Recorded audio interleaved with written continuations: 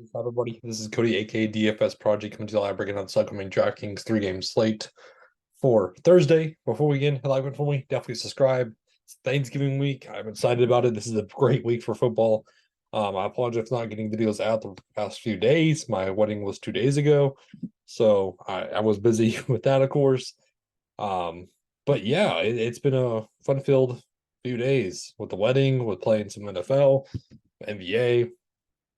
But we're here. We're back. So let's break it down with Green Bay at Detroit. We'll go, or actually, let's just do position by position and make it easier.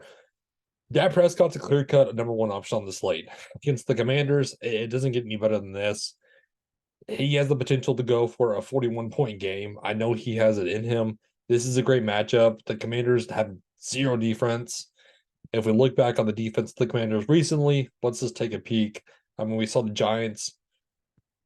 We saw the Seattle. I mean, look at this fantasy production. It's either 9 or 0, nothing really in between, or even negative. Um, I'm all in on Dak Prescott. He's my number one option on this slate. It's hard to not love him. And then this is where it gets interesting. So Jared Goff against Green Bay. I much rather go to the running backs than Jared Goff. The production's coming out of Dave Montgomery and Jahmyr Gibbs. Sam Howell is another interesting option. I mean, he's had his high upside games. I mean, against Philly, look, he got you 34 in a loss. But he also put up 10 against the Giants and 18 against Orlando, which isn't the greatest, even 4. But it's just, I don't know what to do with Sam Howell. I might have a little bit of it, might not. Brock Purdy is another guy you can definitely look at. 30-point potential. We saw that last game against Tampa Bay. That was his highest scoring game of the season. And when it's clicking for him. Geno Smith is interesting also. I mean, I don't know if he's going to play or not. If he's in, I'm not really getting into him. If he's out, I'm not really going to Drew Lock against San Fran. That's going to be a defense for him to look at. But Jordan Love against Detroit. If this is a shootout, I don't mind going to Jordan Love. We saw that 19 fantasy points for him. He looked okay. I mean, the 2 interceptions, though, aren't really going to cut it. But far and far, Dak Prescott's your greatest, or not your great, your best option on the slate. Running back.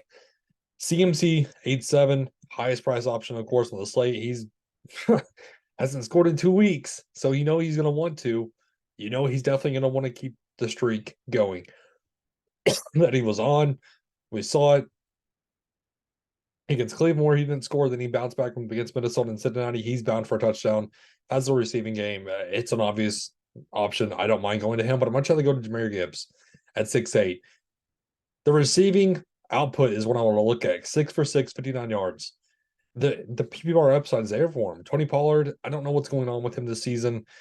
I'm much rather lean on Dak. I trust Dak a little bit more than I do Tony Pollard. I also love David Montgomery, so I don't mind the 1-2 punch with getting to this Detroit backfield. And then the injuries. So Kenneth Walker, we might see Jack Charbonnet at 5'3" get into the starting role. I'll love him if there's no KW3. In the Packers, I don't even know who's going to run the ball. Is it who is running the ball? I mean, for real. We have Wilson who's questionable, Emmanuel Wilson. We have AJ Dillon who's questionable with the groin injury. We have Aaron Jones doubtful. So we're going to get value in the Green Bay backfield at some whoever plays, it's going to be a value play. So many injuries. Brian Robertson, I love him. I don't mind going to him at all against Dallas, but again, it's a scary matchup. But you're gonna have to find value. It might be Antonio Gibson at 4-5, who could be another value play. But again, I'm sticking to this 1-2 punch. I like this a ton with David Montgomery as well. I'll slide him into the flex for now. Let's go to receiver. CeeDee Lamb, your best choice on the slate. I'm getting to all of him and I want all of him. So then we need value. But Brandon Ayuk, Deebo Samuel, I much rather go to Samuel at 5'9". I don't mind going to Scary Terry at 5'4", even though this is a bad matchup. It's going to be the choice between Sam Brown or CeeDee Lamb.